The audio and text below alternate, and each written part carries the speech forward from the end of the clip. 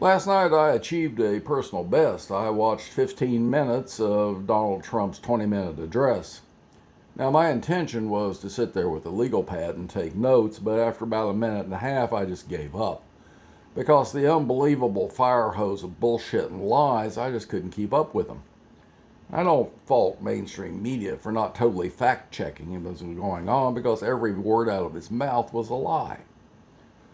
Now, I'm 74 years old, and Donnie's just promised me last night that I don't have to pay taxes on my Social Security, and that my prescription drug prices and those for my wife will get 3, 4, 5, maybe even 600 times the value of it sent to us at the same time we get our prescriptions. That's only 2 of the lies. I'm sure if you watched any of it all or have heard anything about it, you've got a list of your own. Now, the one thing I did see was a scared old man. He was standing behind a podium and he was clutching that podium. Someone must have told him, "Don't show your hands, Don. They'll know you're on drugs."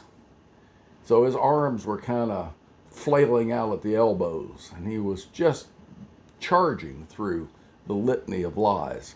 He must have been reading them off a teleprompter, because, my God, nobody could go for 20 minutes with that amount of bullshit and not be reading it.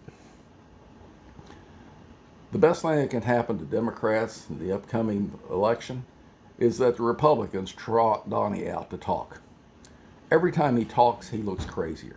Every time he talks, he looks like the senile old man in trailer number 3 in the trailer park.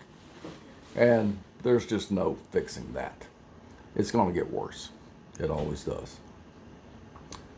In other news, Dan Bongino, or Danny Bongos, as I like to call him in his crime family name, is probably the smartest man in the administration right now. Little Danny has decided to leave. Now, he's cutting and running before A, he gets fired, or B, he gets indicted, although he may still get indicted later on.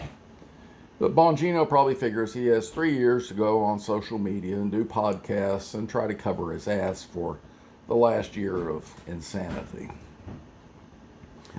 The Congress brought Jack Smith in to testify. Now, they did it in private, because if it was done in public, the American public would see what Smith had.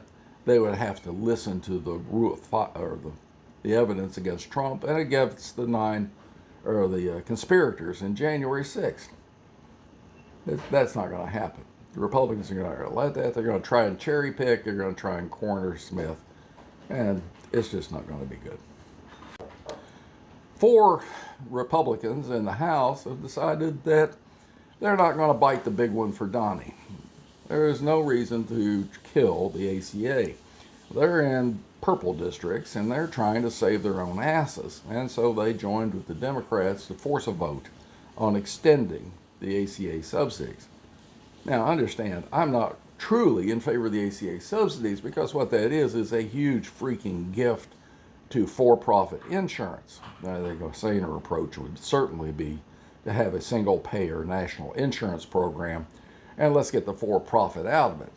But these guys are watching after their own ass, and in the interim, we don't have a decent proposal for a national insurance plan, and so we have to deal with what we've got. I think it's going to pass. I think the ACA subsidies will pass, because I think the 70% of the American people want it. But Donnie doesn't want it, and most of the Republicans don't want it. So we'll see what happens. But I think there's still a good chance that early in January, they're going to be forced into it. Also, remember, we're only a day or 2 away from the Epstein files coming out, and that the fact that the government will cease to have a budget come the end of January. So we're about a month and a week or 2 out from that.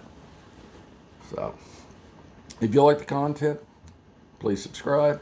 This is on YouTube and Substack.